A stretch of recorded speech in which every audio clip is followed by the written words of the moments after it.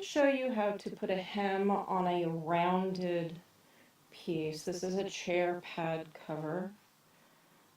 There's the front, and I am working on the back right now. What I've done is I have trimmed it to about 2 inches. I think my serger took off a little more in some places, about 1.75 inches, somewhere around there. You don't have to serge the edges. I just find it handy when you're working with the monk's cloth that frays a lot. You can also zigzag it, and you can also not do anything at all. So what you want to do is you want to do a basting stitch. First, I've just tacked the thread in place just to secure it. You can try knotting it, but knotting through monk's cloth with the big holes is kind of a really huge knot. And basting stitch is really just big stitches. I'm taking about 1/4 inch stitches and use the whole length of that needle. I'm using just a heavy machine twist. You can double up a thread, something that you can pull on that you don't have to worry about it breaking. I'm just going to do a bunch here and just do a little section so you have an idea of how this is going to work.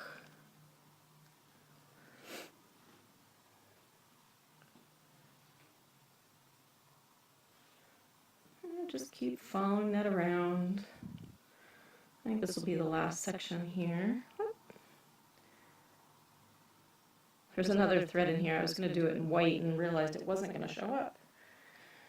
So I'm actually going to bring the needle to the front, so that'll make it easier for pulling it. And to give you an idea here, so you want to lay it back down. You're going to want to tuck that so it meets the hooking. And then you can see that you can kind of ease all of that fabric with the basting stitches. If I can get my hands out of the way. And then the easiest thing to do, give it a little steam press.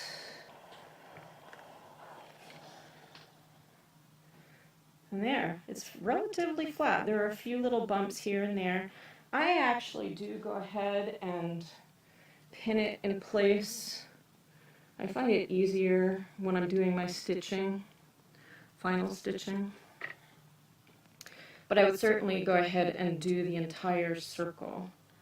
And then you're going to come back and whip stitch this edge down through to the monk's cloth and up through this monk's cloth. There you go, hemming a circle.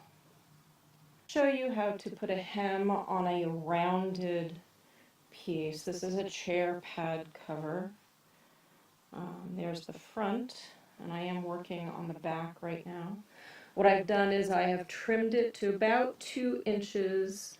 I think my serger took off a little more in some places.